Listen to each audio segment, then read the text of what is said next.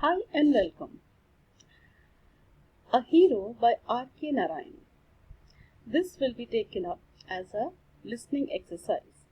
Students are requested to listen carefully and respond to the questions that will be shown on the screen.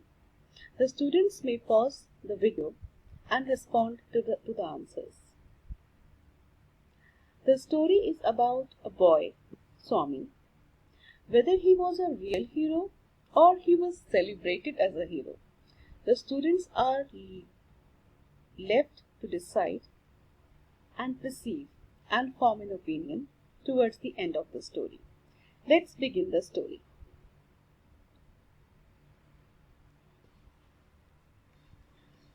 This is a story of Swami who used to live in a village. For Swami, events took an unexpected turn. Father looked over the newspaper he was reading under the hall lamp and said, The father said, Swami, listen to this. The news is to hand of a bravery of a village lad who, while returning home by the jungle path, came face to face with a tiger. The paragraph described the fight the boy had with the tiger and his flight up a tree, where he stayed for half a day till some people came that way and saved him. After reading it through, Father looked at Swami and fixedly and asked him, What do you say about that?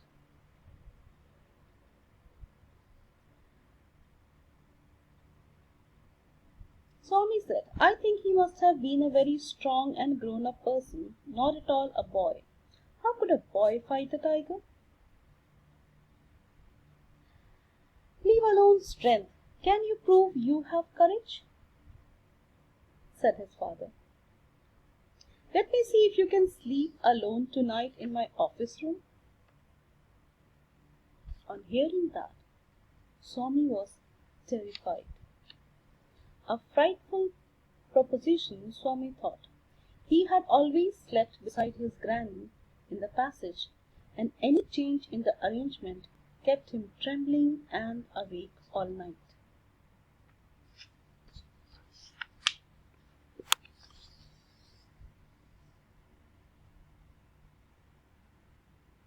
From the first of the next month, I'll sleep alone, father.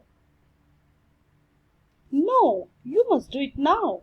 It is disgraceful sleeping beside granny or mother like a baby.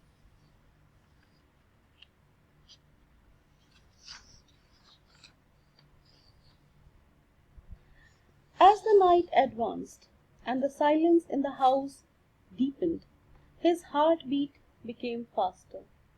He remembered all the stories of devils and ghosts he had heard in his life. How often had his chums, Mani, seen the devil in the banyan tree at his street end? And what about poor Munsisami's father, who spat out blood because the devil near the river's edge slapped his cheek when he was returning home late one night? And so on and so forth, his thoughts continued. He was faint with fear. A ray of light from the street strayed in and cast shadows on the wall. Through the stillness all kinds of noises reached his ears. The ticking of the clock, rustle of the trees, snoring sounds, and some vague night insects humming. He covered himself so completely that he could hardly breathe. Every moment he expected the devils to come up to carry him away. There was the instance of his old friend in the fourth class who suddenly disappeared and was said to have been carried off by a ghost to Siam or Nepal.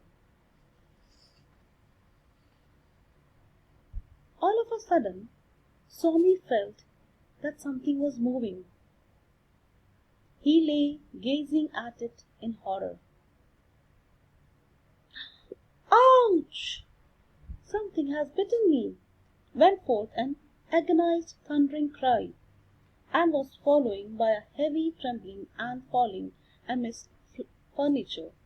In a moment father, cook, and a servant came in, carrying light, and all three of them fell on the burglar, who lay amidst the furniture with a bleeding ankle. Congratulations were showered on Swami next day. His classmates looked at him with respect, and his teacher patted his back.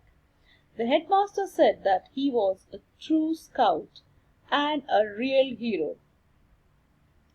Swami had bitten into the flesh of one of the most notorious housebreakers of the district, and the police were grateful to him for it.